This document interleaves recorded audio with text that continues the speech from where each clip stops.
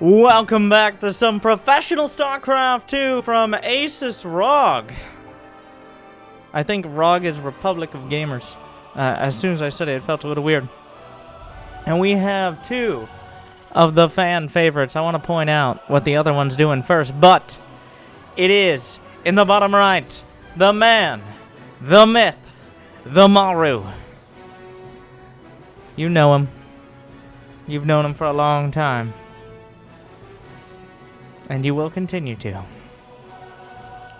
And going with, he delayed his first, I don't know if he delayed his first probe intentionally, but I'm pretty sure this is an early gate.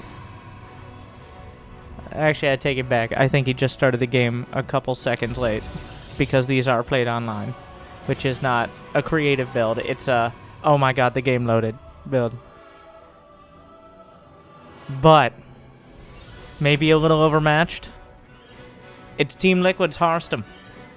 As we all know, Harstem has made the effective transition from being a professional player to actually having a career, and has been focusing more on questionable YouTube content and casting. But here he is, against the arguably best Terran in the world. I think TY would have a lot to say about that lately. But one of the very, very best. Harstem I always think of as like, you never know which Harstem's going to show up to a tournament, and even though he might not win it, you won't be disappointed. So, a fun player to watch, at the very least, and not in the like, oh, it's fun because they lose so dramatically, but yeah, kind of a little. I'm happy to be wrong. But starting out, the SCV getting some work done on the probe. The Reaper will finish the... Oh, wait. Still going to work. SCV killed by probes. Probes killed by Reaper. We're off to the races. Both players are proxying. Maru is... Wait, did Maru scout this? So Maru, inside the base, he saw one pylon. That means there's probably, incredibly likely, another pylon somewhere. And that pylon can power things. And not just hopes and dreams, but also something almost as good. Void Rays. A Stargate not too far outside of Maru's base, who's already pretty well aware of this. He's got a Cyclone coming up. A back, kind of like a behind-the-lines bunker here. Now putting it at the edge. He wants to make sure he covers literally all his bases, and he only has one. One Marine getting caught. So Maru kind of getting outmaneuvered here in the Shadow War, as neither player has really lost much yet. There's one Marine, one SCV, and one probe, but Maru is well aware that this was a threat. He's not going to be able to get Mag. Well, Magfield Accelerator now getting repaired. Void Ray coming back in. Backed off after the lock-on. Maru needs to micro the lock-on. He gets it onto the Void Ray. Gonna get some hull damage in. Phoenix coming up. Ready to interrupt. Pulls up the Cyclone into the sky. Only one Marine will not be enough to stop. Oh god, he went for the repair in the air. How did the SCVs repair while something is being lifted by Graviton Beam? Don't ask stupid questions. Obviously nanites. Anyways, another Cyclone comes out. The barracks is also floating in for moral support and also ideally to produce Marines. How long on Prismatic Alignment? The charge up is ready. But there's still a Cyclone. Charges up. Prismatically aligns the Void Ray. Batteries coming up closer. Picks up the Cyclone, but a lot of damage on the Void Ray. The fight over Magfield Accelerator continues. It's still 30 seconds. It's not the quickest upgrade, and it seems so much longer. Maru can't chrono boost it, and also he needs it. It does extra damage to armored on the lock-on. Not overall, it's not a general damage boost, but against the most dangerous things, which in this case include Void Rays and shield batteries. Yeah, shield batteries are armored. All buildings are. And that means the Cyclones will be able to take out buildings even more quickly as well, which isn't usually a huge factor, but in this specific scenario, definitely. Oh my god. That pylon. Supply blocking Harstem. He did not react in the 2 seconds it took those Cyclones to shred that pylon.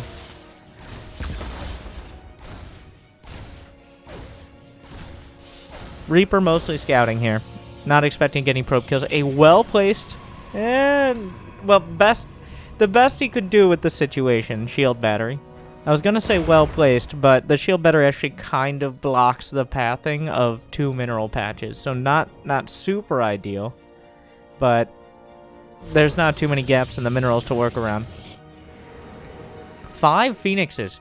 And, you know, Harstem's like, you know what? I'm going to transition into more Phoenixes. His Dutch compatriot Roddy would be proud. As Phoenix is one of the most microable units in the entire game. A lot of opportunity, like, especially against Cyclones. Cyclones, 150-100. Phoenixes, 150-100. Cyclones, mag field accelerator, and the lock-on ability. Phoenixes, graviton beam, and the ability to shoot while moving. Are they the same thing? No. Are they similar? Yes. That was my entire point. That's it. That's all we got. Of course, the Phoenix is infinitely more microable when it comes to harassing mineral lines. If Maru relies too much on the Cyclone, so there's a weird situation that happens where early on the Phoenixes definitely have the advantage. Small numbers of units, they can isolate, divide, and conquer. But if there's enough Cyclones and enough underneath, then suddenly the Cyclones become too much for the Phoenixes to handle and they just can't engage. And I think right now both players are on that point, where Harstem has enough Phoenixes that he's very dangerous, but if he gets caught, the Cyclones and the rest will easily deal with them.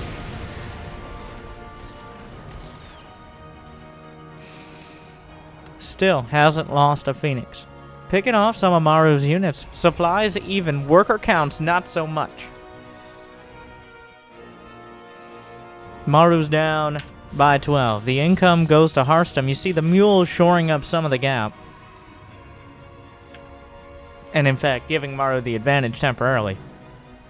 But I gotta say, Harstem smoothly transitioning into an expansion. He finds himself, oh, the probe even survives.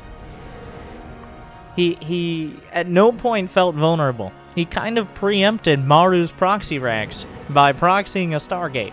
Which, if Maru hadn't... The crazy thing here... I guess crazy is maybe a little much. But the crazy thing here is if Maru hadn't proxied, if Maru hadn't Maru'd it, proxy Stargate is tough to deal with, but if you have the micro and the control, it's not such a big deal. Unless your barracks isn't in your base. So, with Maru going for the proxy, because that's how Maru do, and Harstem kind of preemptively countering it, that leaves him in a pretty comfortable spot going into the mid-game. We got a third Nexus on the way. We got a creative and unique unit composition. We got Cyclones, Vikings, and mixing in Bio now is Maru, which is definitely, it's not something you see particularly often. You don't usually see more than 2 or 3 Cyclones, unless that's the strat entirely. And that's usually TVT.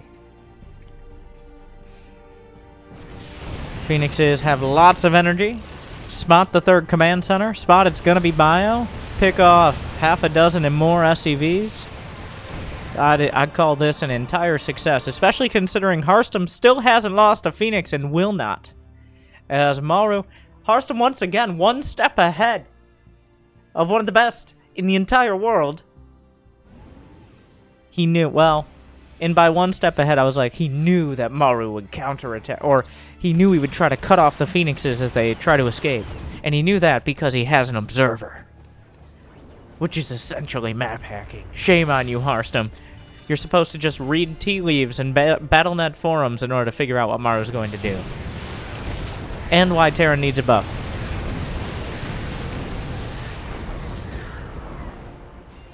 Is that the first? The first Phoenix is killed not by an upgraded Cyclone, not by one of the many Vikings, but instead by a particularly ambitious turret.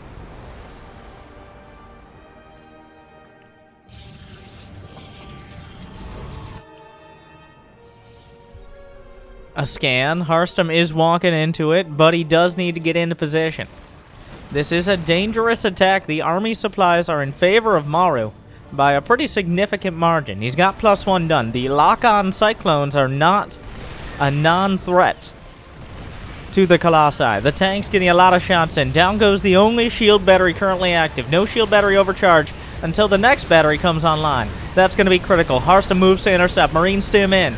So, Colossi at the back. Have extended thermal lance. There's +1 air weapons, but not +1 attack on the ground. Maru continues the push. He's zoning out with a couple turrets at the front. Adding on some more with the Tacti boys. His tank push looking very scary for Harstem, who does not have charge right now. Charge is still about 20 seconds out. Harstem sitting on his front door.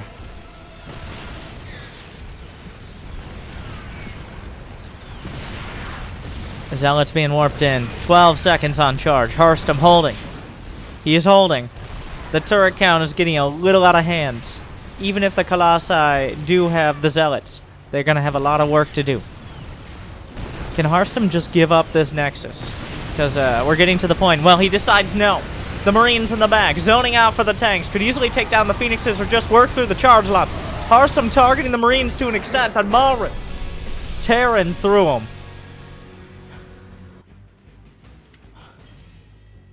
Maru looking like Maru do. It looked good until it came to actually having units. It felt like Harstem built himself a beautiful house. He had everything planned out. He had all the tech. He said, over here's going to be my Colossi. Over here's going to be, it's going to be, that's where I'm going to put my forges. But he forgot to have anyone actually live in that house. And then in came Maru with a bunch of siege tanks. At the end of the day, having that army and bringing, I think, the SCVs, and no one ever gives enough credit to the SCVs, in my opinion. The SCVs deserve more credit. As in that case, without the turrets, without the SCVs, without the turrets there, once charge is done, I think the Colossi, I know the turrets don't counter the charge lots, but they put a lot more onto the charge lots. They have to get a lot more done because the Phoenixes and Colossi will not. And really, early on, you can't rely on charge lots to get that damage done. So the SCV's the real MVPs. I want to just make sure to support your local SCV union by giving me your likes and subscribes, which I will directly translate into minerals today. Speaking of minerals, we'll see who decides they want to expand to more early in game number 2.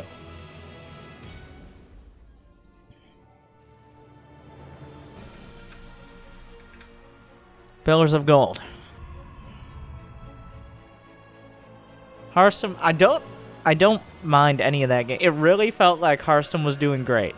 Right up until Maru showed up with a big army on his front door. That's just how the very best Terrans have a tendency to, no matter how much you do to them early, no matter how many SCVs you kill, no matter how long you keep them contained in their base, no matter how much you do to stop their early aggression, they just seem to come out with these deadly timings.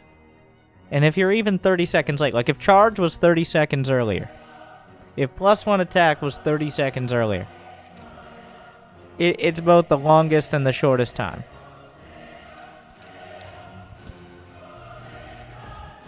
It's Maru just finds it. He went before, I don't even know if he had, I think he had 2 medevacs with that push. For a second, I thought he was sending out SCVs, and then the barracks is already done, so that's unlikely.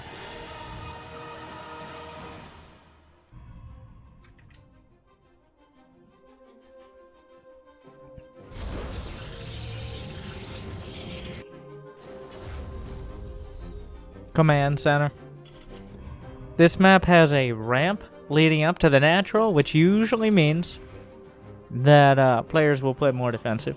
Having a ramp, which is a natural choke point, as well as high ground advantage, makes it significantly more difficult. This is more of a factor against Zerg, because Zerg, not well known for their long-range early-game units, though a honorable mention to Brenda. But the same still goes for things like Hellions, just Marine tank pushes. You don't have that many air units to counteract that high ground advantage, especially attacking the Protoss. It's going to be a Stargate again for Harstem. The first one went well. The second one went well. This will actually be the third, because he did build one in his base near the after the proxy of last game. Adept will shade across. Now the Adept isn't going to get damage done, but the Adept is one of the most effective scouting tools, because the most reliable way to get a scout on your opponent is not to just look what they're doing or ask them nicely, but instead to threaten to kill something. Observers are good. Hallucinations are good because they're fast and hard to deal with. But the Adept, like, these units have to be at home, because if there aren't enough of them early, the Adept will just complete the shade. And suddenly you're actually losing SCVs to that early game unit. Gets up to the wall, and so, importantly, a barracks is still slapped onto that reactor.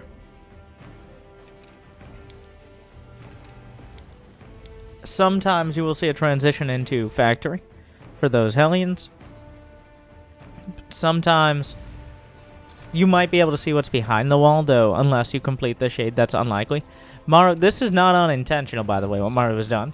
Maru built his factory and his starport out of the vision range, even if the Adept completes the shade. Actually, if it completes the shade, I think it might see the factory, but Harstem does have a Phoenix. This is just due diligence from Maru, though, and just in general. The other races are a little more limited, like Zerg has to build on creep. Protoss have to build by their pylons. I love this bait. Oh, please. Please. Harstem not following for it? Oh my god.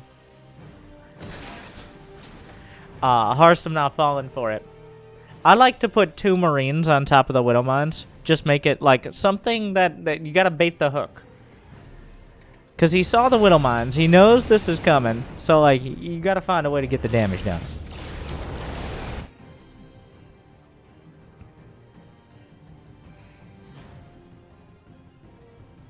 Immortal on the way. Viking. And, oh, he's just going. I was, kind of zoning out for a second as this happens, but there's a tank. So, this is a slimmed-down, streamlined, kid-sized version of the last push. But Harstem has a slimmed-down, streamlined, kid-sized version of his last army. That's kind of how it goes half the time into the game. That tank using Harstem's wall against him right now. The choke point is actually Harstem coming down the ramp into the siege tank. A lot of splash damage. A tsunami of pain coming across. The Phoenix is cutting off reinforcements. The ultimate counter. The Viking lands. The Phoenixes have no energy to deal with it. They go for a tank. Meanwhile, the attack at the front. Shield battery overcharge. Still online. He cannot lose the Immortal. The Immortal is everything. The Phoenixes didn't quite kill the tank. That's incredibly unfortunate. Widow Mine eaten by a Zealot. Another mine. Oh, no! It hits the Immortal. But the Immortal does survive, as one named Immortal would expect to do. And that Immortal is so much. That Immortal is Harstem's game right now. He needs it to deal with the tanks, to deal with the bunker. It's the backstep. Void Ray is out. The Void Ray will step in and fill the gap. He got the bunker. He got enough of the tanks and Marines. So, I guess he didn't need it. It served its purpose. The Immortal held on long enough and drew enough tank fire. But still not ideal for Harstem. He would have wanted a third by now. He actually nabs a tank. Maru caught not looking. You're not supposed to put your tank at the back. Haven't you ever watched any horror movies, Maru? I hate those horror movies where the the guy in the back just gets picked up by a Phoenix and murdered. You're like, oh my god. And softly in the distance you hear, in the wings of justice.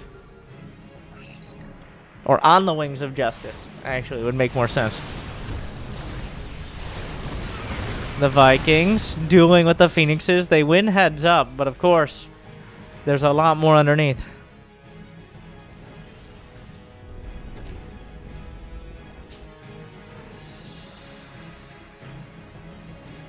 Another Stargate.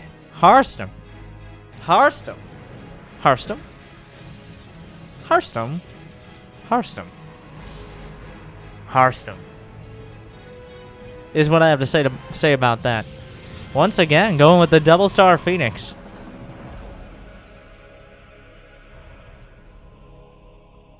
We have a Colossus on the way as well. Extended thermal lance behind it.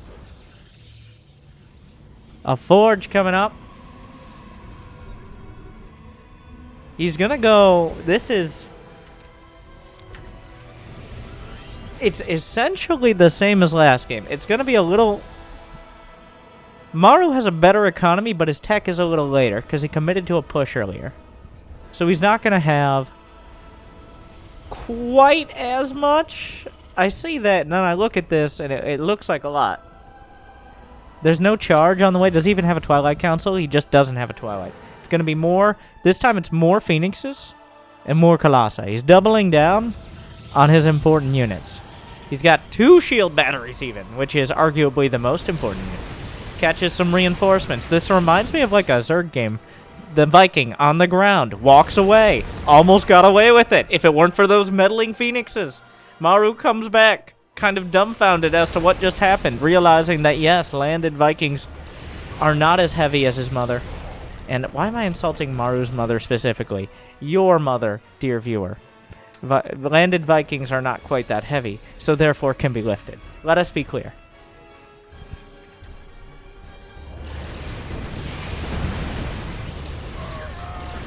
The reinforcements getting kidnapped from inside the base, abducted and murdered in the sky. The Phoenix is slowing down the push. Harstem building a fleet beacon. He's frying the bacon right now. And he's flying across the map with the Phoenixes to intercept this push. The turrets are on the way, but Harstem not going to give him time to get entrenched. Nice force field. Most of the anti-air is Viking Marine right now. Oh, he lifts the tanks! The Pantala! Oh my god! He got them all! And then everything else just melts! The tanks are dropped, the turrets are finished, making this a little bit more confusing. Reinforcements from the back. The Phoenix is struggling with the existence of missile turrets. Once again, the SCVs, the real MVPs. The push, it started out great, but then he dropped it like it's hot. And also, he doesn't have hands and ran out of energy. Anion pulse crystals. An ion. Phoenix range is on the way. But he did just lose 10 feet. Well, not all of them right there, but 10 Phoenixes overall. So Maru, just a few steps away from where he was earlier in the game, finds himself. The Phoenix is having a field day with the Colossus, which cannot land and walk away, unfortunately. That upgrade never made it to the game. Another Stargate. I'm really like... It feels like Maru is not respecting how committed. Harstem is playing some real... He's not bluffing. He's not bluffing with these Phoenixes, Maru. This poker game, Maru is trying to call a bluff right now. He's like, you're not just going to keep building Phoenixes. And Harstem smacks his lips and says, watch me. A tank does survive. He's building more Marauders than Marines. Harstem, Maru is not respecting this at all. And now carriers. Marauders also not a great counter to carriers. Maru is just not dealing with reality right now. You would think he's the one hallucinating. He's getting some Vikings, but only out of 1 starport. So, 2 Vikings at a time do not deal well with 2 carriers at a time, especially when they're covered by Phoenixes. There are ghosts on the way, Maru starting to really acknowledge the situation. But he has 13 Marauders and 6 Marines right now. Those 13 Marauders perfectly fine against the Colossi. They're not terrible against Zealots once they have Concussive Shell, which they don't. Scan on the 4th. Maru sees the 4th as a similar time to his own. Not anymore. Harstem very quickly realizes that there's essentially no anti-air besides Vikings. Now, Ghost with EMP is the most... I'm not sure if Harstem noticed the Ghost, but he's starting to build Disruptors, which are one of the only things that isn't affected significantly by EMP. EMP wipes out the energy, but wait a second, then the Marines just walk into the fully extended thermal lances and burn. Maru taking a win and then a big loss. His Marine count just is struggling to get into double digits, whereas Harstem is almost equal with the Phoenix count. Maru can't seem to keep his Marines alive, which is, bad for your anti-air. +2 on the way. +2 air. No, +2 infantry, +2 arm. Whereas +2 air weapons for the carriers of Harstem. And a Twilight Council getting mixed in. I'd imagine Charge Lots and maybe Archons or DTs. Harstem's going! Who needs charge? The Zealots are there as a meat shield. And they have so much meat. +2 air weapons is done. Harstem is not letting Maru build that anti-air army. The carriers have arrived. 4th base of Maru lifts. Both players realizing, wait a second, is this undefended? And the answer is surprisingly yes. Down it goes. Harstem now has a significant income advantage. Maru was finding some time with the mules. But now that Harstem has a 4th and Maru just doesn't, there's not enough anti-air. He's building 2 Ghosts, 4 Marines, 2 Vikings. Now, Disruptor comes in. The Interceptor count is whittled down. At some point, this is the big risk.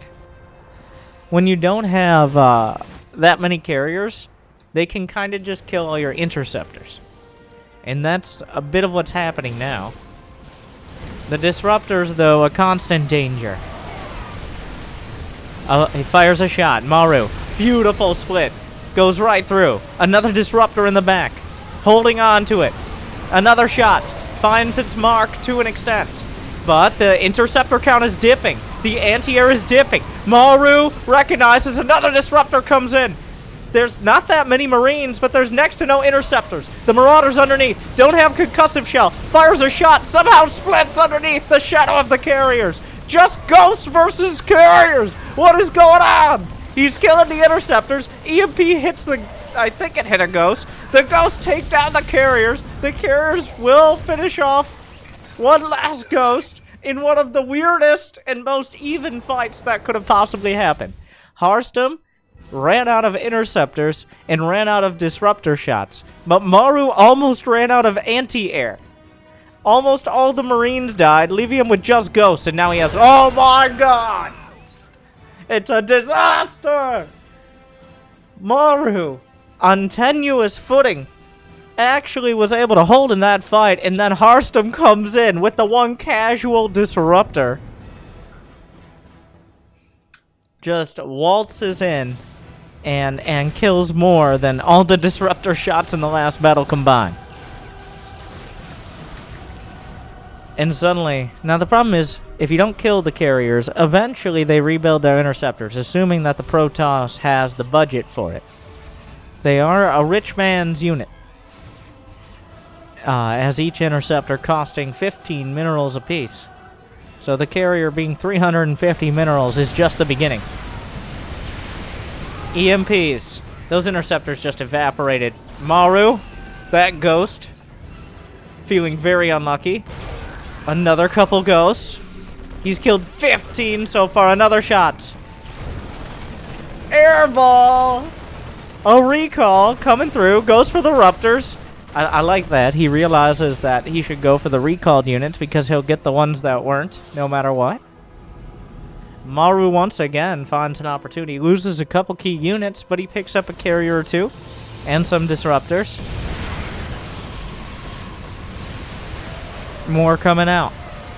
Oh my god, the carrier count is maybe too high now. Beautiful split out of Maru. He's fighting the interceptors, but a disruptor will make sure that's his only choice. And now there is no more choice. Harstem ties it up 1-1.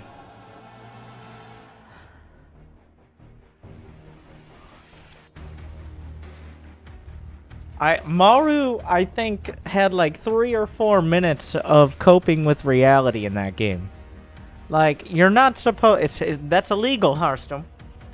There are laws and regulations, and even more importantly, meta, that say you're not supposed to go carriers against Terran.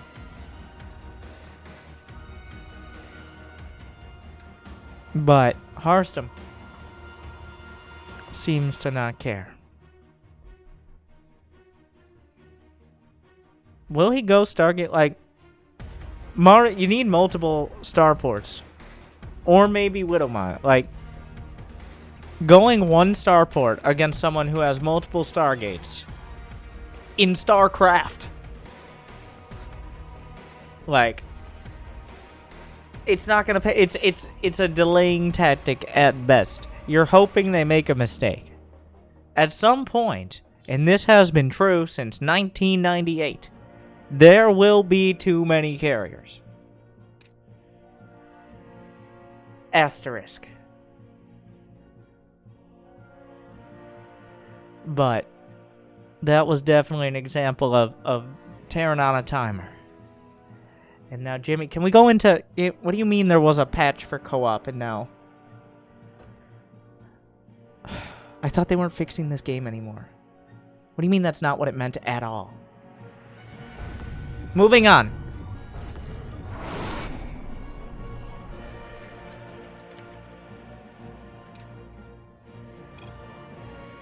Game 3.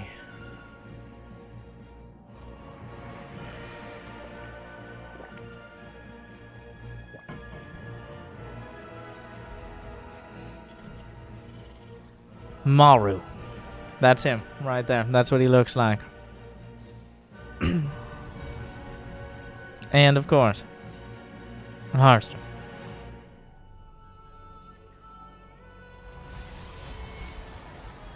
Maru back to the basics. He's gonna build.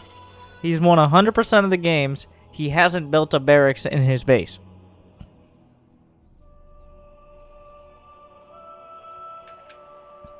Harstem. The probe. Looking for it. Looking for it. Oh, no. Oh, no. That's an awkward amount of time left. Oh, Harstem found it so quick.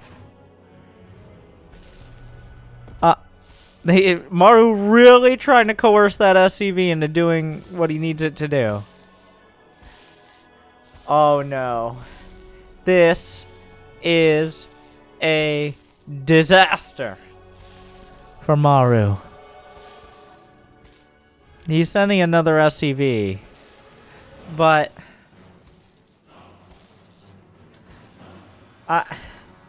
Maru playing too much like Maru. The thing is, like, there's still... He's bringing he has to bring the other SCV. I think... Yeah. Harstem's just gonna fight it. The barracks will finish, but... At... what cost? Maru canceled his racks at home. Wow. Okay, he was building a racks. We saw it in the production tab. But then he canceled it after he finished the racks on the other side. Maru legitimately wasn't sure if he'd be able to finish the racks. Oh my god. It's not over.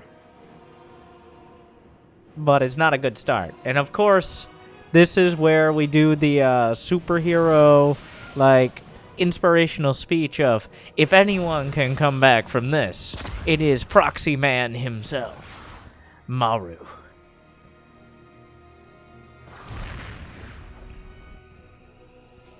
Harstem. There's a probe out here. Harstem. What's this probe up to, Harstem? He might just be scouting. It looks like he's just scouting. Maybe he was... I don't actually know what he was looking for. Maru wants... The first Reaper was killed, but Maru microing the second one quite well. The shield battery, that seems to be the spot Harstem likes, is near to that pylon. But the shade, he just used the grenade. There's no escaping this. I will find you, and I will kill you. The shade murders the oh, and the probe just gets in. Oh, how does he do it?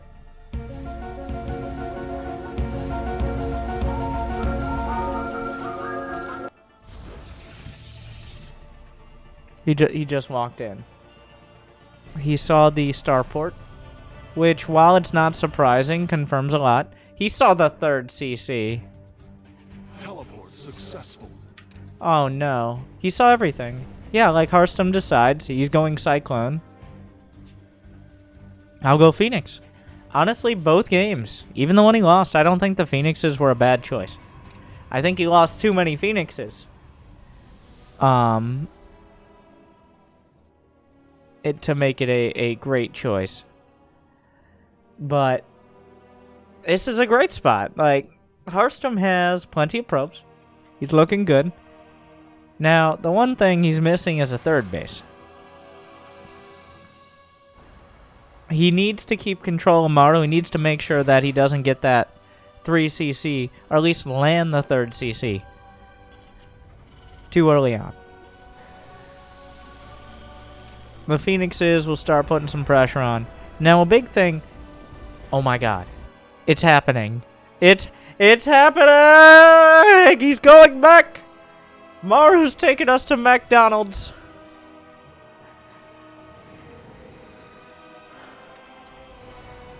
I mean, I don't know how much of this...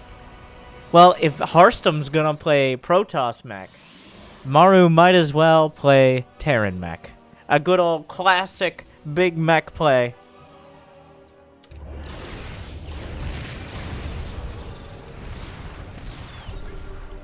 The scan to finish off a Phoenix from downtown. He really wanted that one dead. I think it's worth it. Anything to whittle down the Phoenix count. A Raven on the way. I'm super excited to see how this goes. It's been a long time, if ever, that we've seen like a full-on Terran versus Protoss mech.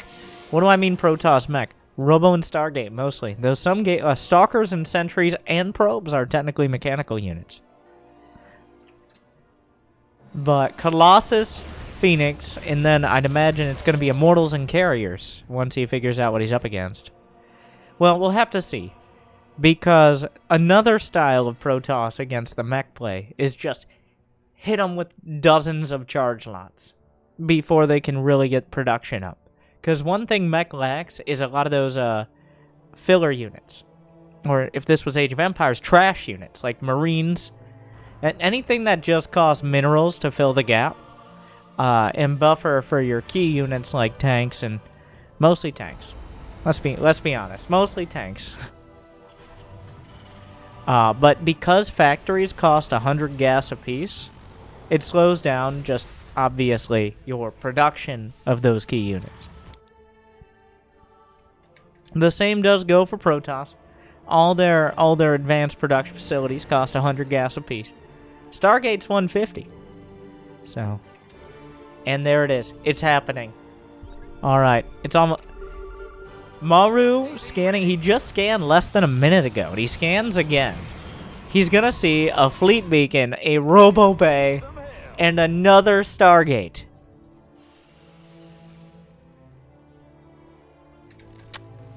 Well, now he knows. Does Harstem yet know that he's dealing with mech? Wait. No, that was a starport he saw. He doesn't know 100%, I don't think.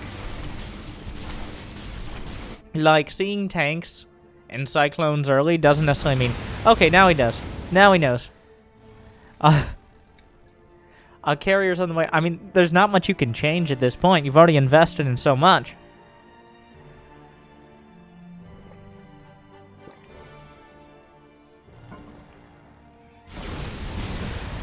The Vikings. I'm not sure if Harstem's really respecting this army. And why would you? Oh, wait. I really thought that was going to hit like 3 cyclones, but instead it didn't hit any. The Hellions are buffering. They're eating a lot of the Colossus shots. Another Disruptor's coming up. The scan, though. He could scramble it. He just runs away. The Disruptor clips a cyclone. The tanks closing in. Disruptor recharging. Fires a shot. Zoning out Maru for now. A mid-game mech battle.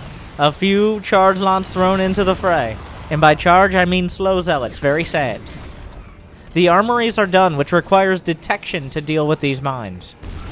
Otherwise... Maru, come on! Oh, no! He loses... He's now lost 4 cyclones. I think that was 2 or 3 right there. Maru, once again... The time... You can tell when he's looking and when he's not. There's not much to be done there. Harstem really working these Disruptors. He's working them. Oh, beautiful split from Maru, but he's learned his lesson. Oh, come on, alley-oop. I want to see the alley-oop. The alley-oop is when you pick up units, fire a Disruptor, and then drop them onto the Disruptor before they can move. It is entirely impractical in a real game. Except in very, like, make a long-term base trade or something. But, how dramatic would that be?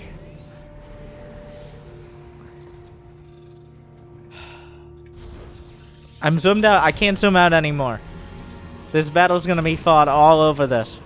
They both have relatively long-range units between Cyclone Lock-On, Disruptors, Carriers. These are some of the longest range, or at least range potential units in the entire game. Oh my god! Carrier deleted. Locked and loaded are the Cyclones. The turrets are going to help whittle down the interceptor count, so Harstem can't just engage straight up with carriers unless he's really committed. The TPM raising for Maru. That turrets per minute, so key from Bronze League heroes to the very best of the best. More lock-ons. Looking for, I don't know what I think they got just Phoenixes there. Vikings fighting. He's just trying to bait interceptors out. And the interceptors just get shot down by turrets. He might get a Viking, but the interceptors aren't free. Oh my god, Maru's going for the Nexus! But will his mid lane support him? It appears not. Yes. Better go. As a Disruptor rolls across the map, we wait for no man and no ping.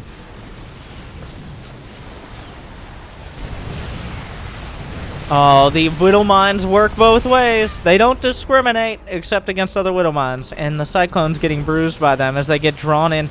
Like, the Whittle Mines are helping against the Interceptors.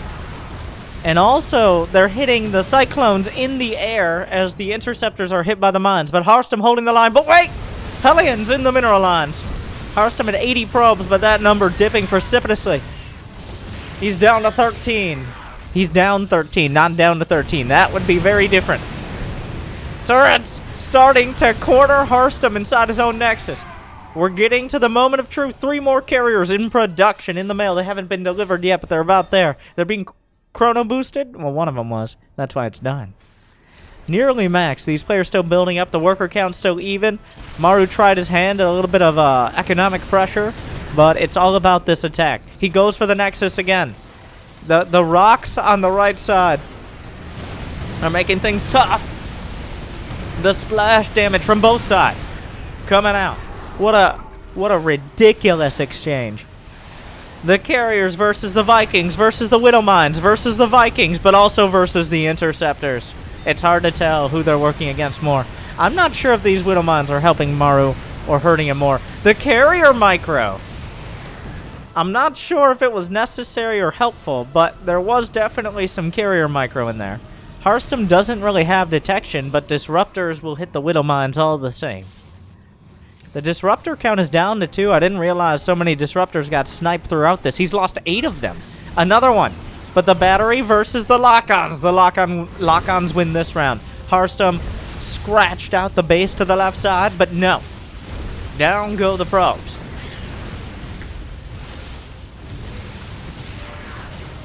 Seven more probes, which leaves Harstem at still more than Maru. He's just built so many goddamn probes. He's had slightly more income throughout most of this, but the Nexus! Oh, he's shielding it!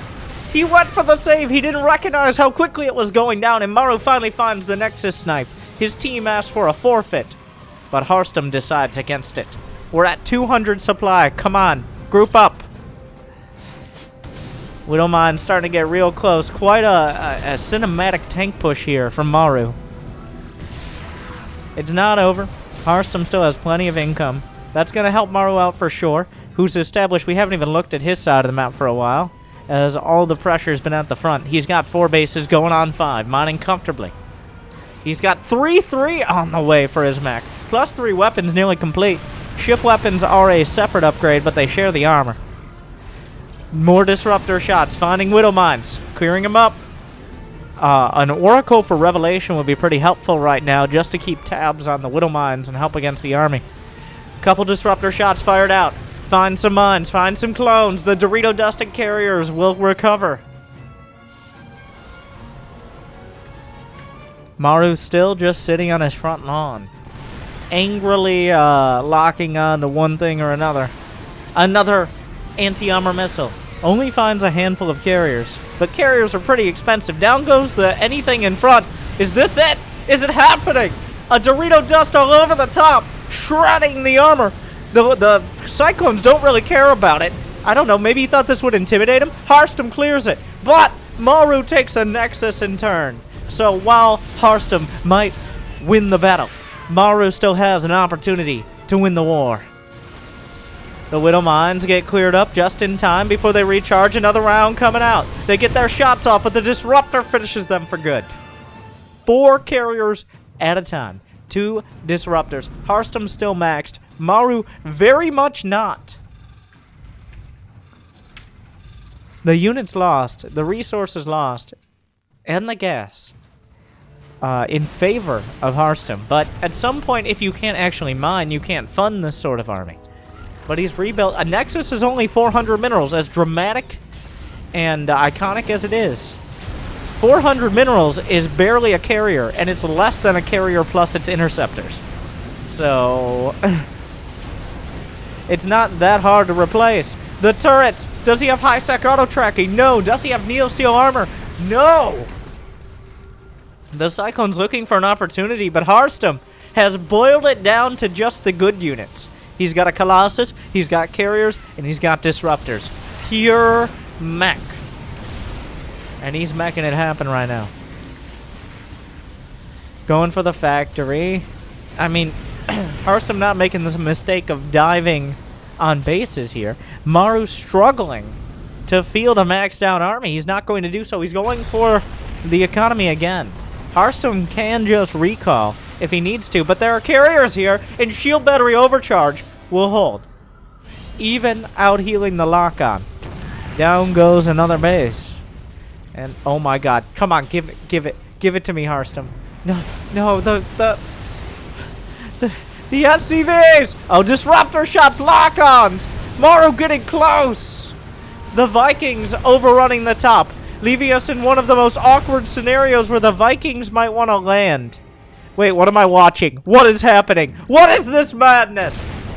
SCVs! Are they chasing? Who's chasing who? The Disruptors, the dangerous in a corner and dangerous in general. Vikings on the deck!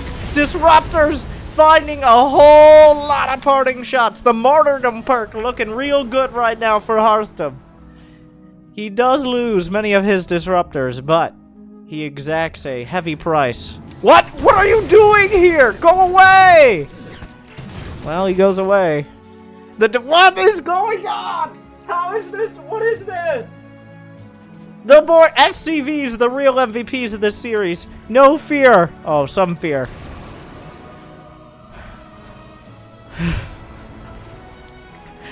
Oh, he just has some map ruptors. I hate when I go to the creep camp and it's filled with disruptors. Don't you guys? Oh, it really hurts. Harstem has 90 probes. He has more probes than when all this madness started. Though it's arguable as to when that moment was. I would say before Harstem actually counterattacked. 90 probes. He's got plenty of bases to mine from. Maru has a very... Oh, he's one-shotting... No! A carrier that doesn't die immediately is a carrier to fear.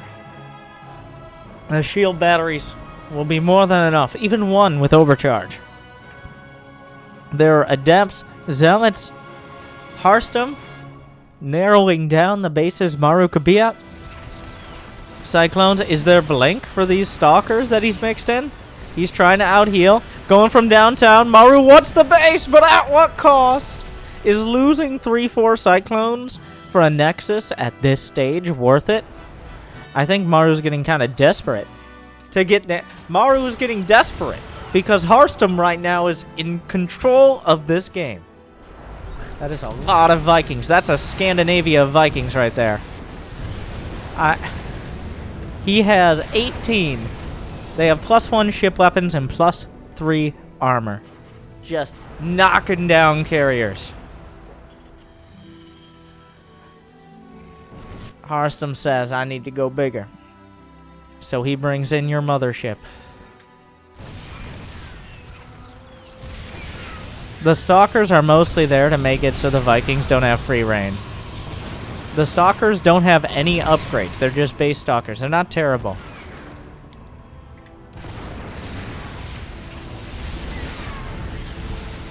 The shield battery overcharge. Hitting the cannons. Needs to be reshielded on the Nexus! Not enough. Maru's still making this work. He's got the Viking gaggle over there. We used to call it a Viking flower, but then they nerfed it so Patrol couldn't like have infinite air units in one spot. And I don't know why. TVT, so you used to be able to patrol in the exact same location. So TVT became both players with like 20 to 30 Vikings on patrol that would just shoot hundreds of missiles at each other if they ever got close enough. And that was a little much. But go check out those Wings of Liberty Viking Wars.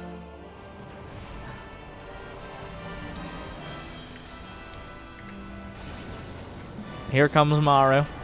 Again. But I mean, I would say credit to Maru, but does Maru deserve credit?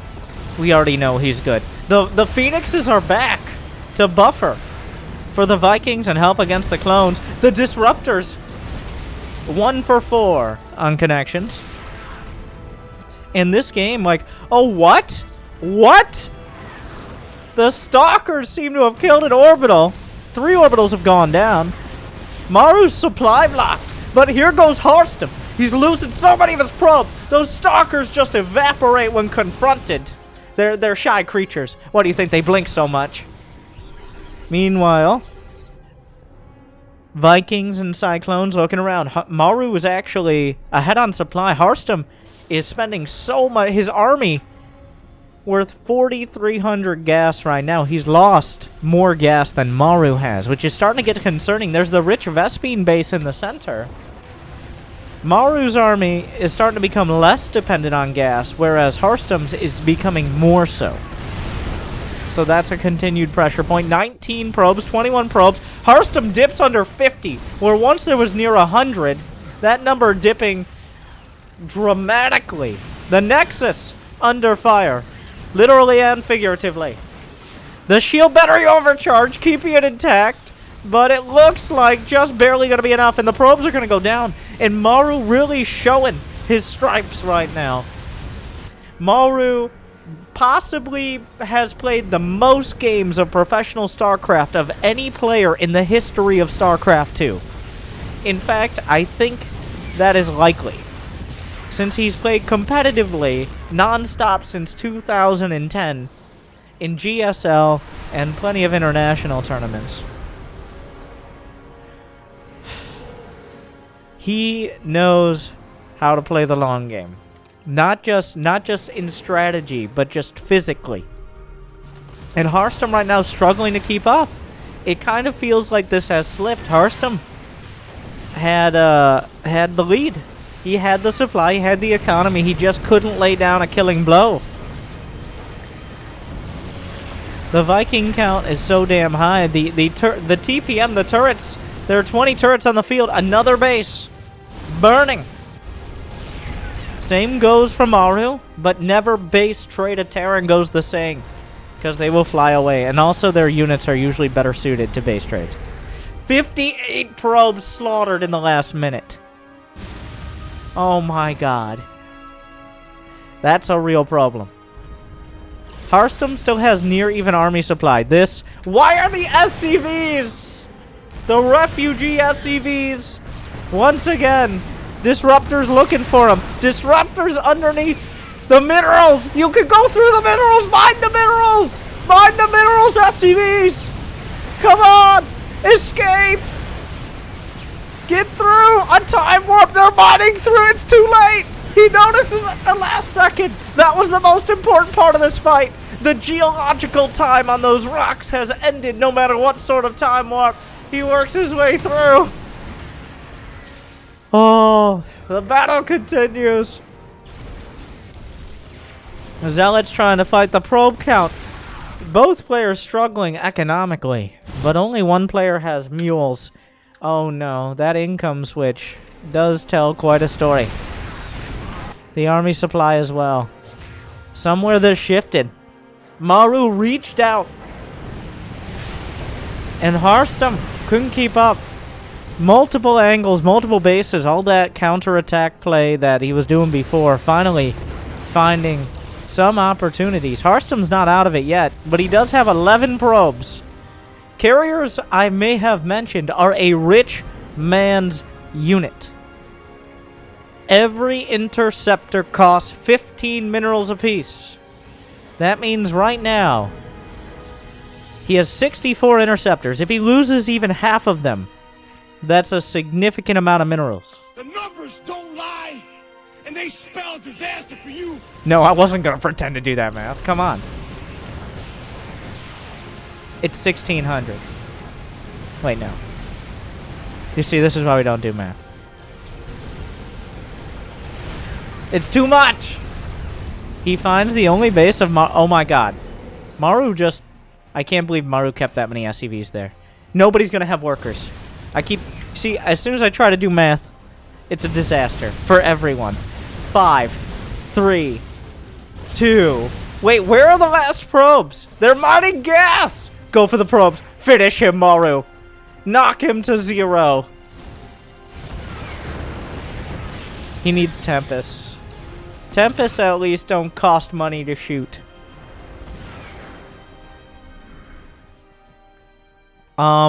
So this is insane. Which implies, insane, the definition, a lack of sanity. Which I think describes this right now. What are we doing here? What is happening? What does any of this mean? Harstem has the Golden Armada. He's got carries. He's got a tenuous hold on a base. Maru decides that instead of more units, what he needs are turrets. And I mean, I'm not going to disagree. He could really use high-sec auto-tracking. Like, unironically, no jokes, no sarcasm, and I know it's hard for that to be true from me, but high-sec auto-tracking and building armor are actually potentially the best upgrades to invest in for him. He doesn't have the gas for him, which is a crazy scenario. Widow Mines find a huge chunk of minerals and interceptors. The mothership, though. The mothership leading the charge. Disruptors finding the Widow Mines. The final battle about to begin. Target fire on the mothership. Revelation on what he can get. Beneath, weren't there There are no more High Templar. Down goes the Oracle. Maru microing the Vikings. One Thor at the back. Disruptor targeted down. Interceptor count whittled down. Harstem trying to break the Vanguard. Maru, what? What? What? Yeah, back up, back up, back up. Wait. Oh my god, what? What? Harstem realizes at the last second, like, wait a second.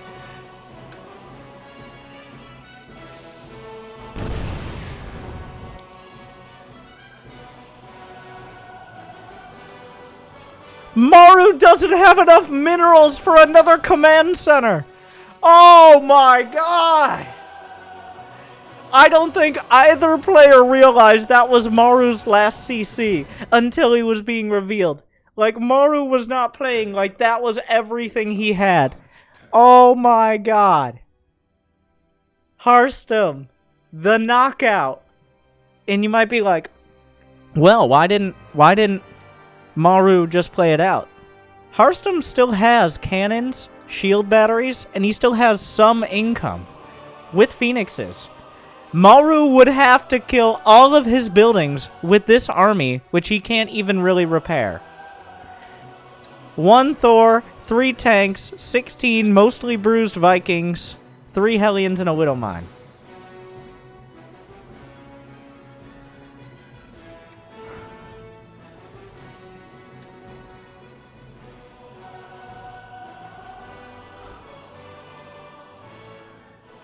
Wow.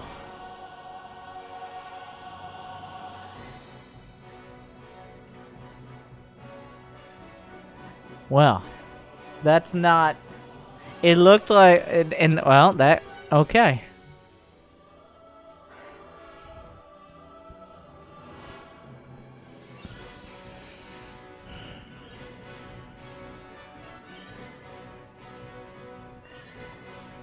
That was game 3.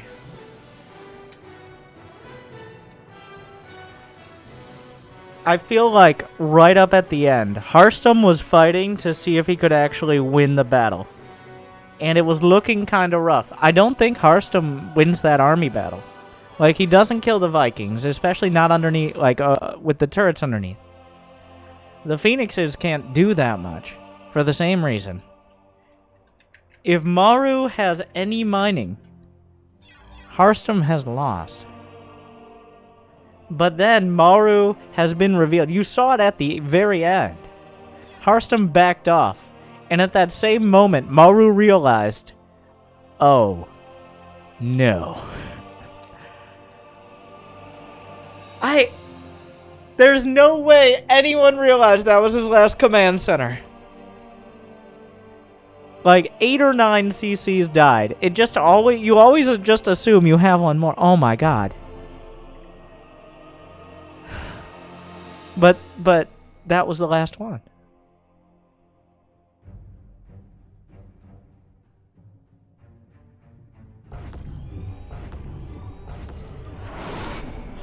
Well,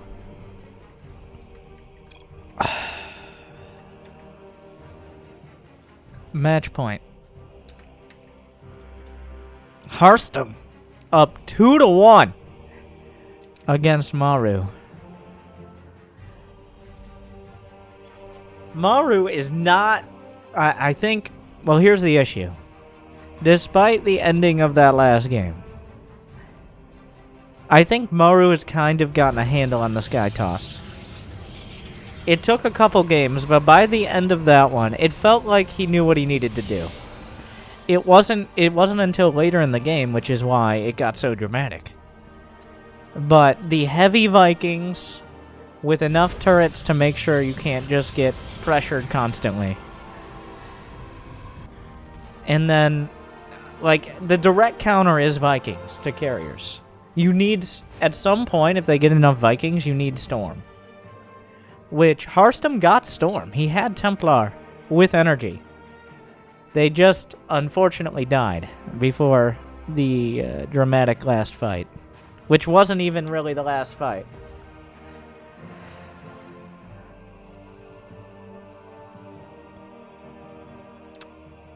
Wow. It is exceeding, like, a lot of new players to StarCraft ask why players just GG out when they still have, like, when they still have a base, when they still have money, like, when they still have an army. Even that last one, I think you'd find plenty of players like, well, why doesn't he play it out? But that is about the closest we get outside of a near draw situation. Which, there was a non-zero chance of a draw in that last match. But it was very unlikely. That was about as close as we get to the actual technical elimination of killing all your opponent's buildings.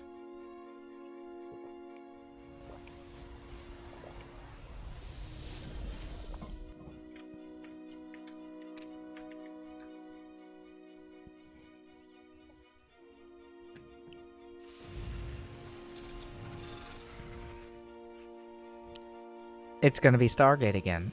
I mean, if it ain't broke. If you're up 2-1 against Maru by leaning into the Stargate, well,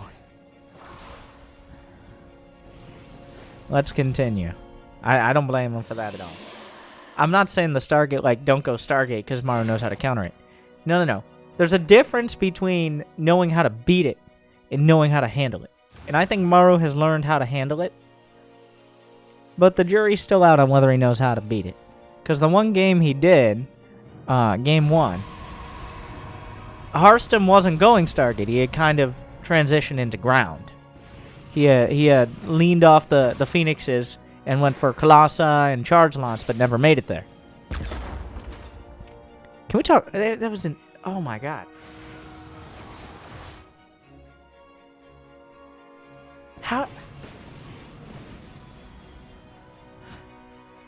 How much has to be going on for the most experienced player in the world to not notice that's his last command center?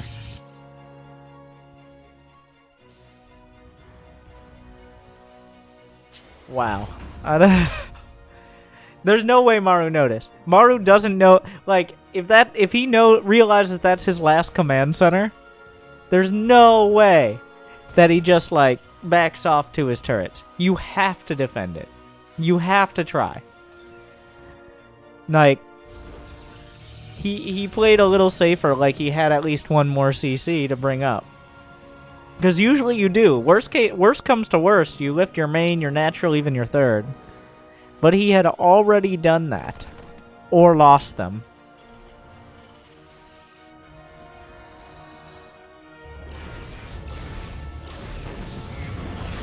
A factory. Delayed. It's a 3 racks play out of Maru. Yes, I can count. That is 1. That is 2. And das ist 3. And that means Marines. Maru taking the complete other direction from this.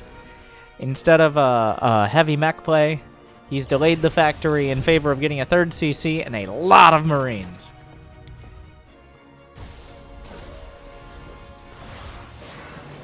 Reaper Scouts the 3rd. It looks like we're going to have a gentleman's macro game once again. But a whole new flavor. Okay. So, Maru has decided that he doesn't want to let, and this is all respect to Harstem, I think. He does not want to let Harstem build up. He doesn't want to let him get his build set. He doesn't want to get all his units out. None of that. So he's just going to walk up with a bunch of Marines and try to kill him. Stim is done, by the way. The pylon killed at the Nexus. That's kind of an important part. He stims. He's gonna fight. No Guardian Shield. No Guardian Shield. Guardian Shield in fights like this is key. It's super... It reduces range damage by 2 within the shield. Without a Guardian Shield, it becomes... He helped. Maru didn't want to lose all his Marines. I think if he had stood and fought, he could have killed a few more units, but also he would have lost all his Marines. Harstem choosing the right fight there. I'm gonna go ahead and take this time to do a roundabout compliment to myself, by the way. Just fair warning. But Harstem over the years. He's been a pro player, but he's also a caster, content creator, or influencer, or whatever other uncomfortable word you want to use. And what I've found is those players, like Roddy is another example, those kind of players always, not always, but oftentimes play slightly different, and they play smarter, for lack of a better term, but also the mechanics aren't quite as polished. Like Harstem that last game, what is this? I've never seen someone play quite like the style Harstem's playing. Very technical, making great decisions, but when it came to just a brawl of like 4 or 5 different things happening, Maru came out on top. Like that, when the game shifted was when Maru started multitasking, and Harstem didn't quite keep up on. But at the end of the day, he put himself so far ahead.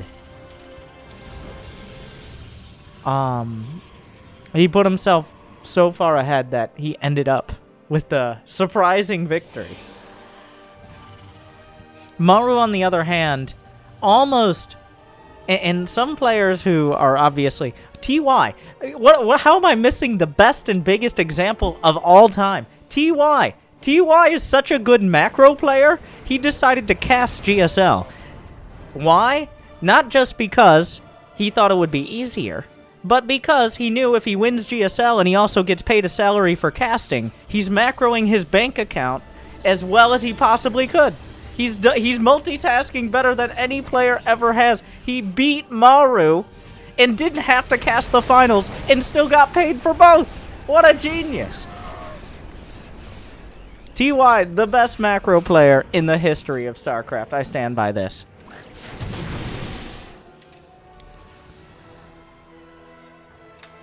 Like, he's making the rest of us look bad, but at least he's Korean, so we have an excuse, I guess, but not really.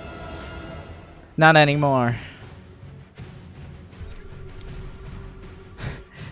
Don't have to cast the tournament if you just win it. Jesus. Anyways, this game is happening. Somehow at 8.5 minutes, they're both at 160 supply with huge and dangerous armies. They kind of, like, it's only been a few minutes. I haven't been ranting for that long. A weird force field actually catches a lot of Maru's SCVs, but Harstem's a little bit walking into this concave here. Meanwhile, though, there's a Widow Mine drop coming out. Finds some probe kills. It looks like Harstem reacted really well. You can lower your depots, Maru. Pro gamer tip. The depot's actually hurting Maru more than they're hurting Harstem here. But the Widow Mines, okay, the first shot wasn't bad. He negated it well, but another shot finds 5 more probes, and suddenly Maru's at a worker lead. The damage is adding up. Harstem's trying to fight in. There's not that many Marines underneath. The Colossi look like they were targeted on him for a second. They must have been targeted earlier, or at least gotten them. Many of the Marines. Maru has a 4th, by the way. The 3rd command center was lifted, but Maru being forced back. Oh, great Widow Mine hit on the Colossus, of all things. The Widow Mines keep firing. Oh, no, and that was the one building the cannon. Harstem! Oh, it happens to the best of us, and even to me. Harstem doing good damage on the other side, but it's being severely undercut by the economic damage that continues to pile up. And suddenly, the reinforcements have arrived. The bruised Colossus and its friend brought low. And Maru, tearing through Harstem's army, crushes it. Oh.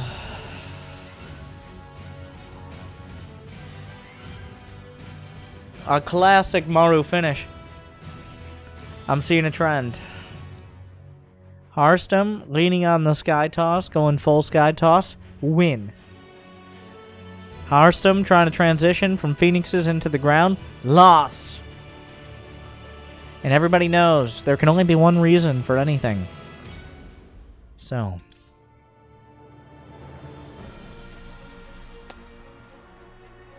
If, like, Harstem, Colossi are... They make you feel bigger than you are. If you know what I mean. When you win a fight with Colossi, feels great. Feels like the Colossi doing when you bought the StarCraft box, some of you boomers and older millennials. The Colossi, oh yeah, big swipes killing Terran armies. But that is, you gotta know when to cut, or when to consolidate your victories, and when you can actually press the issue. And you're running out of energy on sentries. You only have 2 Colossi. Once you're fighting at multiple angles of units, it's just not gonna go that great. And Harstem made the classic Protoss mistake. I almost guarantee you, if you asked him, I bet he did a video on this series or something, because professional. He knows that was a mistake. He got the 3rd. And that should have been it. Take the 3rd, take your win, and back up. Like, back up, get more, get upgrades, make sure your economy isn't falling apart, and move on. But we got... Now this is... I definitely... In a bracket, like if I was gambling, like it was Hearthstone or something, in a bracket, and you said, who's going to win the ace match between Harstem and Maru? I would be like... I'm sorry. Who? But with that said, we gotta thank our sponsors real quick. A quick advertisement. If you guys pause that black, I'll be right back. Hello, everybody. I'm Winter, and I'm here to talk about all the exciting ways you can... Did you guys know people still play Starcraft? I recently learned this. And there are still people who make videos for the most popular RTS game and best RTS game in the entire world. I know it sounds crazy, but this, right here, I have it on good authority. I have it on good authority that this indeed is a YouTube video. Now, some of you might say, Kappa in the chat, but if you like and you subscribe, the YouTube algorithm will be tricked into thinking that you don't just watch 12-minute-long Minecraft videos with more caps in their title than not, but instead, you watch StarCraft videos. It shares half the name. So, if we get enough likes, we get enough ringing of the bell, then they can hear it far and wide, and the YouTube algorithm will know, at the end of the day, that it might not be able to tell the difference between the crafts, and we'll finally get the tens of millions of subscribers that we're so close to. But with that said, enough about our Google overlords. Let's talk about our Lord and Saviors, Amazon. Did you know if you have Amazon Prime, you can get Prime Gaming? Prime Gaming. Well, Amazon Prime gets you all the impulse buys you know and love. It has great... you have Prime Video, great TV shows like The Expanse, and also, I assume, other things. And also Prime Gaming. No more Twitch Prime. Prime Gaming. Because Amazon has swallowed Twitch whole and offers Prime Gaming, where you can subscribe for free every single month to a streamer of your choice. And if you don't subscribe to me right now, it's essentially like losing money for me. So, subscribe with Prime Gaming, subscribe on YouTube, and good luck. Have fun.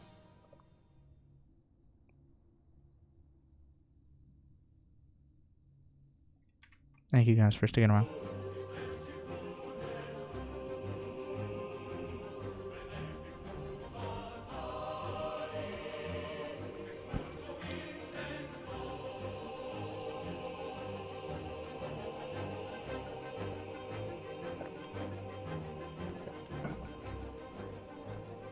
Game 5 of Harstem versus Maru. Wait, we need a thumbnail.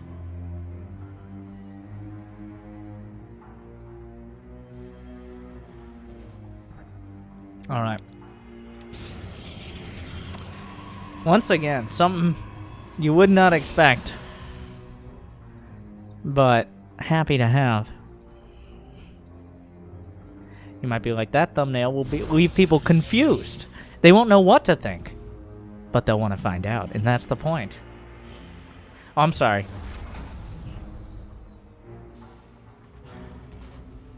Just in case we need a second one.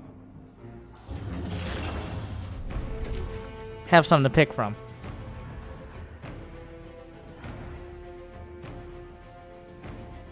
Just to do the YouTube meta comment, I've kind of gone back and forth between the and the essentially the loco knockoffs of having the in-game shots. You know, I personally actually really like... Here's a little behind the scenes. If you watch this far into the series, you get the behind the scenes. I go into the replay.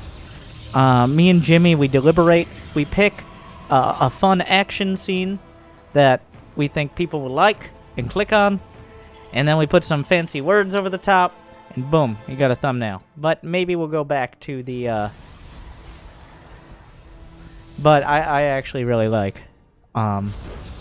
It's like photography for nerds. You might be like, photography is for nerds, but not those kind of nerds. Different nerds. Different flavor. Meanwhile, Proxy Stargate. No.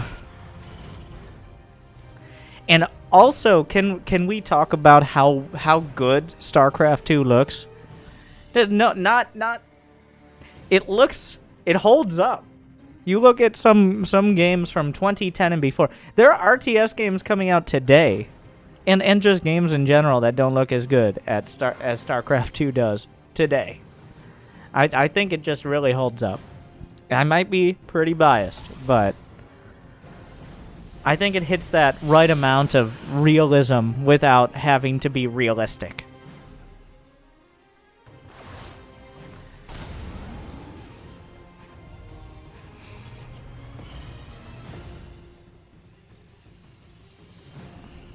No, zooming in is fine as well. Like, you can zoom in, and I guess if you zoom in all the way, I don't know what that Adept's face looks like, but zooming in looks beautiful. It's just enough. Still runs well enough. By the way, how about Winter, talk about the game! Yeah, he's got a Void Ray. Does Maru know about the Void Ray? He's got the bunkers safely at the back. Game 5, Harstem! Pulls out the Void Ray. He decides that his story, his match, his memoir against Maru will be the legacy of the Void. And this Void Ray has a lot riding on it, as Void Rays historically have. The depot falling, a single Marine. There's a Reaper on the other side, but a shield battery will protect things. The bunker will be salvaged. A good start for Harstem, but I'm kind of surprised he went for the proxy Void. So far, Maru's holding. It can get out of hand very quickly. If he loses the first Cyclone, that's what the Phoenix is for, though. I like the double bunker. The double bunker is something most Terran players do not go for. They'll try to rely on just one bunker, as opposed to overall zoning. Bunkers, besides the 25 mineral restocking fee, you can salvage them anyways. But I think having these two bunkers makes all the difference here for Maru. And Harstem's struggling to find any real damage. He goes for one of the Cyclones, charges up the Void Rays, goes for the second one, double kill, and the Viking! He gets, what? What a save! He gets everything out! And then he leaves one. Oh, you gotta be careful with those things. No shield batteries here. I don't know what happened to the probe. If he had a shield battery right now, this would be perfect. Harstem is doing it, but he really needs that shield battery. A shield battery might have won the game right now. Not immediately, but being able to go back in very quickly with these units. This bunker is the only thing between Maru and losing most of his mineral line. After those Cyclones go down, a strong gust of wind and an EMP would knock out some of those Phoenixes. Remember, Harstem has an expansion. He's already up in workers. He's producing probes. That's not just like filler commentary. In this sort of game, building workers cuts into your ability to continue producing units somewhat. So that means Harstem has he's easing off the pressure now, because he knows it might backfire. if he pushes too hard. If he pushes too hard. Just cut out the extraneous words there. He can't be losing. What he has right now is map control. Phoenixes, Void Rays. If Maru moves out, he's got to do it with everyone. He's got to have all his Vikings and all his Marines and all his Cyclones. Otherwise, the Phoenixes, like that horror movie, Rise of the Phoenixes. Surprisingly a horror movie, rated R for wrecked. Anyways. Maru has to have everything together. Harstem is going for Colossi. He's got a Stargate at home. I would love to see just the multiple Stargate again. It's gone well. Like, come on. Believe. Believe.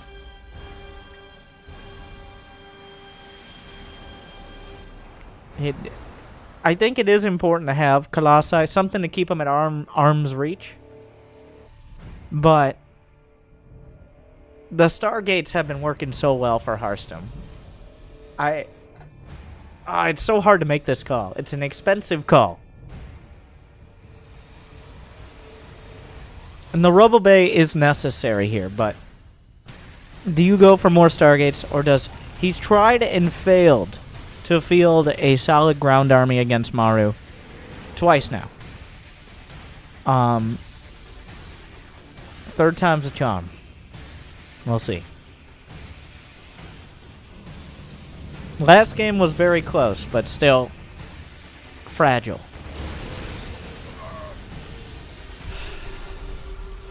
Yep, that's an army, Maru. Okay, he sees an immortal. Wait, did he see the Robo beforehand? He did not. This is his first knowledge of the Robo. So not a bad scan from Maru there at all. How does that change things? Well, he saw the Phoenix count, though he already knew of most of it. Maru has depots. So this is a little uncharacteristic, but it's because the Phoenixes and the Void Rays were such a mess. He has depots in weird locations, so he had to lift his starport down to the low ground to build a reactor.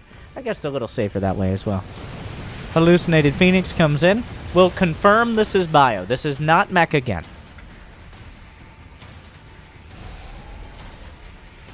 So the Colossi are a worthy investment.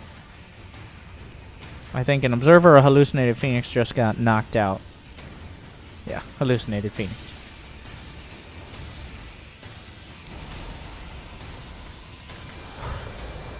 This series is so close. Like...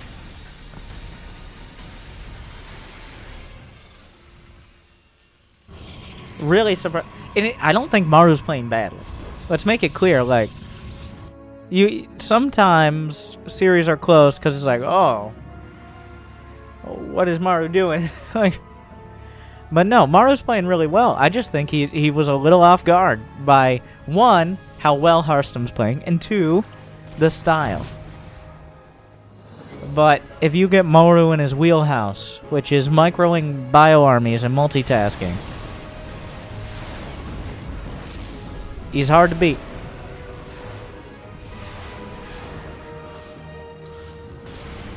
Charge isn't done. This is deja vu. We've just played this game out before in game number 1. Harstem died to the tank push. Time to stop.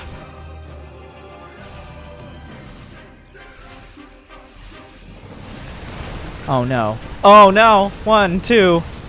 2 Phoenixes down, another one bruised.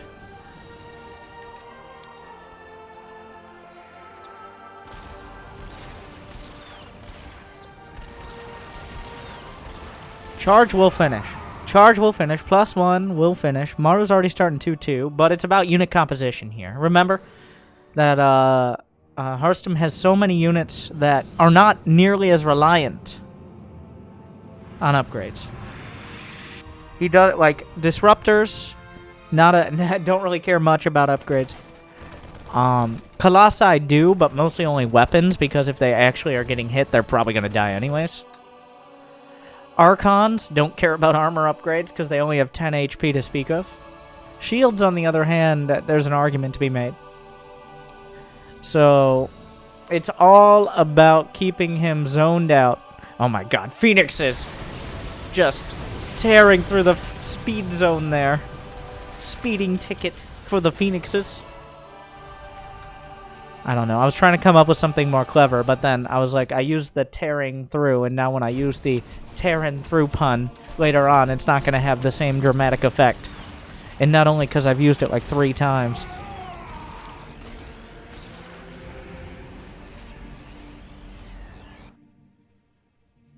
+2 +1 ship weapons, enhanced shockwaves. +2 ground weapons for Harstem. Blink for his stalkers. And High Templar. No Storm yet. The Templar have been almost exclusively used for Archons. Phoenixes. Picking up and knocking down a dozen or so SCVs. Harstem's probe count is quite low. How many has he lost? Only 5. Yeah, he just hasn't been building that many probes. He wanted to get his gateway production up. And he has succeeded at that.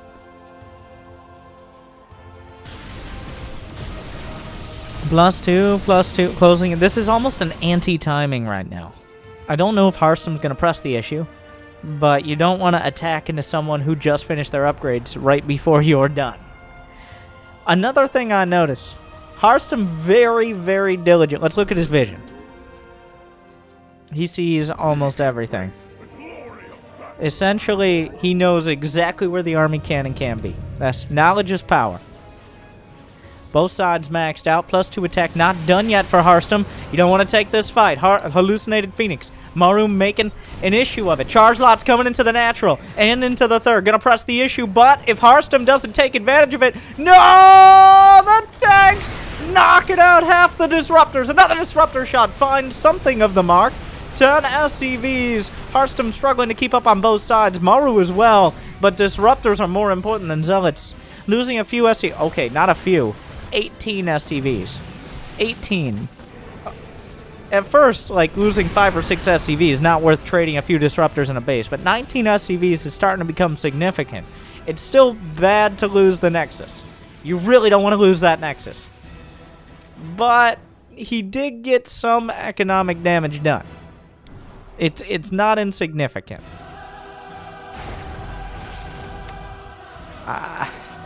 He still needs to take a good fight. We're gonna fight soon. And does Harstem have what he needs to deal with it? The tanks aren't entirely siege. Here come the EMPs. Scrambling Archons and a Colossus. Disruptors targeted, but Harstem crushing everything else. The Vikings knocking over the Colossi. The Phoenixes temporarily lifting the tanks into the sky. Knocking them, well, dropping them right back down. But the Blink Stalkers jump into the fray. Maru coming up with reinforcements. Disruptor shot clips the edge of the bio. And once again, Harstem, he wins the first part of the fight. But Maru brings in reinforcements. Terran overall, the longer a fight goes on, the better it is for Terran. In most fights, in most matchups, you got units that heal. You have cheap units that are easily replaceable. Tanks continue firing. Whereas a lot of Harstem's army was front-loaded. You got Archons, Disruptors, Colossi, a lot of splash damage designed to wipe out the critical mass of bio right off the bat, and if they can't do that, then eventually Maru reinforces and overwhelms. That fight went okay for Harstem. It started out great, and then it went to good, and then by the time the next bio army showed up, it went to just okay. Maru has the supply lead. The worker count is about even. Disruptor shot. Oh, targeted at the last second. Another one. Good hit on the Marauders. He needs it. He needs it so badly. The bio army is well upgraded. The Stalkers are not. Blinks in front of the Warpin, but targets the pylon. Harstem is thinning out, and Maru is tearing through. Another disruptor shot in a dream. A DT and a dream, but his dreams are no longer memes as Maru takes it home. Maru allowed to get the army that he's so ridiculously good at, and once again overwhelms with just a little bit better macro and a little bit better multitasking. I think both players played some of the best. They played really well at what their strengths are. And Maru does win, as 96.5% of people expect, and the other 3.5% are really big Harstem fanboys. And who isn't? But Harstem coming out with a effective and well-controlled, like, will that shift the meta? I think the real winner is Harstem, right? But that SKYTOSS army, the SKYTOSS armies, it does feel like Maru wasn't really adapting to it, but it felt very strong as well. Like, it didn't seem like there were big weaknesses there. The weaknesses were transitioning into a ground army, and then just competing with the upgrades of the Terran.